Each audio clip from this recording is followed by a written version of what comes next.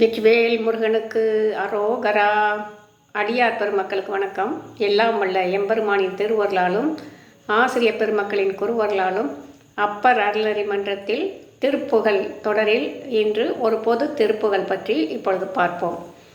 துள்ளும் மத வேட்கை கணையாளே, தொல்லை நெடு நீல கடலாளே, மெல்ல வரு சோலை குயிலாளே, மெய்யுருகு மானை தழுவாயே, தெல்லு தமிழ் பாட தெளிவோனே, செய்ய குமரேச திரளோனே, வள்ளல் தொழு ஞான கலலோனே, வள்ளி மணவாள பெருமாளே, வள்ளி மணவாள பெருமாளே, மெய்யுருகு மானை தழுவாயே, மெய்யுருகு மானை தழுவாயே. ஓம் வெற்றிவேல் முருகனுக்கு அரோகரா. இந்த திருப்புகள் நாயகி நாயக பாவனையில் அமைந்துள்ளது. நாம் இறைவனை அடைகின்ற நெறிகள் 4: தாச நெறி, சத்புத்திர நெறி, தோழ நெறி, நாயக நாயகி நெறி. தாச நெறி என்பது ஆண்டான் அடிமைத்திறம். சத்புத்திர நெறிங்கிறது தந்தையும் மைந்தனுமாக நிற்றல். தோழ நெறி தோழமை கொண்டு வணங்குதல். நாயக நாயகி நெறி இறைவனை கணவனாக கொண்டு ஆன்மா நாயகியாகி நின்று அன்பு செய்தல். இந்த 4வது நெறிதான் சாலவும் சிறந்தது. இந்த உயர்ந்த நாயக பாவனை அருணகிரி பெருமான் பல திருப்புகழ் பாடலில் சொல்லியிருக்கிறாரு. அதில் ஒரு 2 பாட்டை இப்போ பார்ப்போம். நீலங்கொள் மேகத்தின் மயில் மீதே நீ வந்த வாழ்வை கண்டதனாலே, மால் கொண்ட பேதைக்குள் மனநாரும் மாதங்கு தாரை தந்தருள்வாயே அப்படின்னு ஒரு பாட்டில் பாடியிருக்கிறாரு. இன்னொன்று வாரி மீதி 7 திங்களாலே, மாறவிலேவிய அம்பினாலே, பாரலாம் ஏசிய பண்பினாலே, பாவியே நாவி மயங்கலாமோ, பாவியே நாவி மயங்கலாமோ,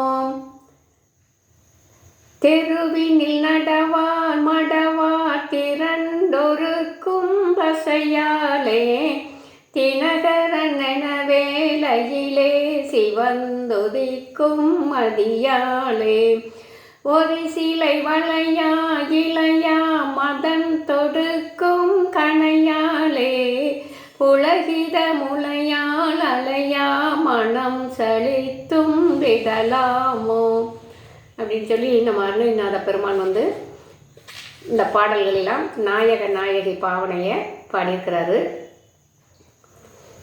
ஆண்டான் அடிமைத்தரத்தில் சிறிது அச்சம் நிற்கும். அதனை விட நெருங்கிய தொடர்பு இறைவனை தந்தையாக கொண்டு தன்னை மைந்தனாக நின்று அன்பு செய்யும் சத்புத்திர மார்க்கத்தில் உண்டு. ஆண்டான் அடிமைத்தரத்தில் இறைவன் தந்த ஊதியத்தை மட்டும் பெற முடியும். சத்புத்திர மார்க்கத்தில் இறைவனுடைய செல்வம் அத்தனையும் மைந்தனுக்கு உரியதுதானே. இந்த சத்புத்திர நெறியிலும் அதிக தொடர்புடையது தோழமை நெறி. மைந்தனை காட்டிலும் தோழன் அதிகமாக நெருங்கி பழகுவான். இந்த தோழமை நெறியினும் மிக மிக தொடர்புடைய நெறி சன்மார்க்கம், அதாவது நாயகி நாயக நெறி. தோழனுடைய உடைமையெல்லாம் தோழன் அனுபவிக்கலாம், ஆனால் தோழனையே அனுபவிக்க முடியாது. நாயகி நாயக நெறியில் கணவனுடைய உடைமைகளை அனுபவிப்பதோடு கணவனையே அனுபவிக்கும் வாய்ப்பு உண்டு. நாயகியும் நாயகனும் இரண்டற்று ஒன்றுபட்டு உவக்கும் இன்பம் வேறு எதினிலும் எய்தாது. இந்த நாயகி நாயக நெறியே 4வது நெறி. திருநெறியை நன்கு விளக்கியவர் நம்ம மாணிக்கவாசகர் பெருமான். இப்போது அடுத்து இதில் பார்ப்போம். துள்ளும் மத வேட்கை கணையாளேனா, வேல்னா விருப்பத்தை விளைவிப்பவன், மதம்னா செருக்கு. திருமாலின் மனத்தினின்றும் பிறந்தவனாதலின் மதவேல் அதாவது மன்மதன் எனப்பட்டான். சித்தஜன் என்பதும் அப்பொருள் குறித்ததே. எத்தனை தேவர்களையும் பொடி புலன்களை வென்ற முனிவர்களையும் நான் வெல்லுவேன் என்று துள்ளுகின்றவன் மன்மதன்.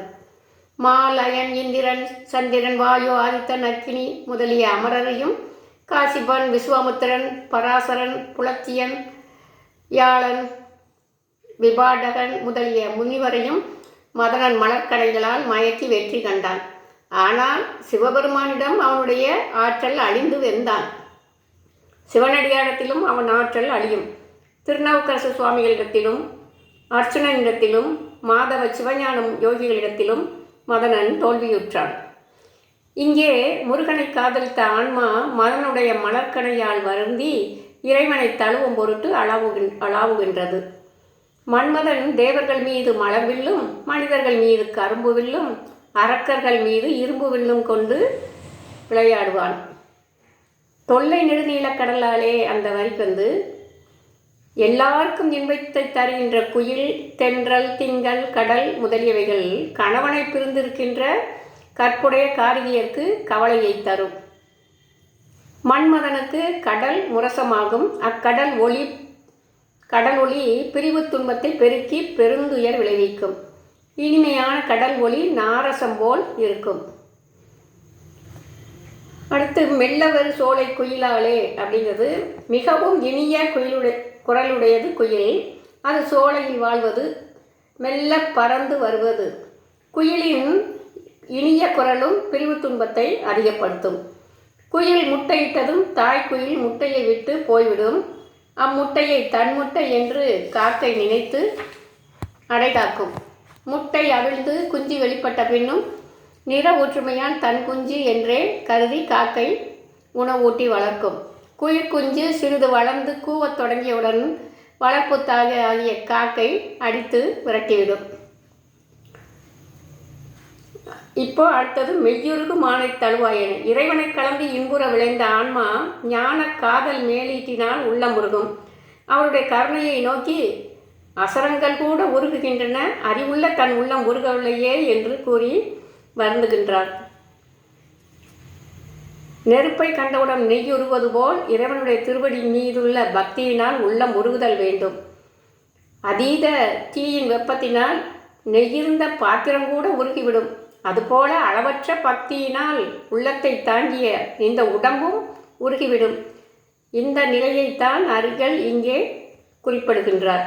மெய்யுருகு மானை தழுவாயே அப்படின்னு சொல்லி, உன்னுடைய அழகையும் அருளையும் உண்ணுகின்ற போது உள்ளம் உருகுவதோடு அமையாமல் உடம்பும் உருகுகின்றது என்றும் பாடி அருளியுள்ளார். மான் மிகவும் அச்சமுள்ள விலங்கு. அடியேன் மானை போல அச்சமுள்ளவன் என்பதை குறிப்பிடுவதற்காக மானை தழுவாயே என்கின்றார்.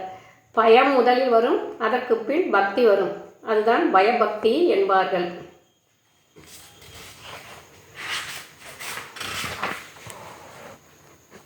தெள்ளு தமிழ் அப்படின்னா தெளிந்த தமிழ், தெள்ளுதல், தெள்ளி வடிகட்டுதல். பல சங்கப் புலவர்களால் ஆய்ந்து ஒழுங்கு செய்து செப்பம் செய்த மொழி தமிழ் மொழி. தமிழ் மொழி ஒன்றே திரு கைலாயமலை சென்று அரங்கேறியது. சேரமான் பெருமான் பாடியருளிய திரு கைலாய ஞான உலா கைலையில் அரங்கேறிய வரலாறு உலகறிந்த ஒன்று. ஆகவே மொழிகளுக்குள் முதன்மை பெற்று விளங்குவது தமிழ். தெள்ளு தமிழ் பாட தெளிவோனே என்ற பாடல் அந்த வரிக்கு பொருள்னா, நக்கீரர் முதலிய நற்றமிழ் புலவர்கள் சொற்றமிழ் பாடல்களை பாட கேட்ட பரமன் மிகவும் மகிழ்ச்சி அடைந்தார்.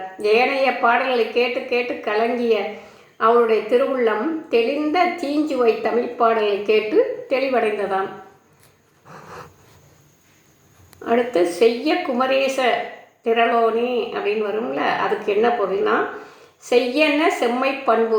அதனால் முருகக்கடவுளுக்கு சேயோன் என்ற திருநாமங்கள் உளவாயின. செம்பொருள், செம்மை பண்புடைய பரம்பொருள் என்பது பொருள். திரளோனே அடியவர்களது வல்வினைகளை அகற்றுவதில் வலிமை உள்ளவன். அவருடைய 6 முகங்களில் ஒரு முகம் வினை தீர்ப்பது.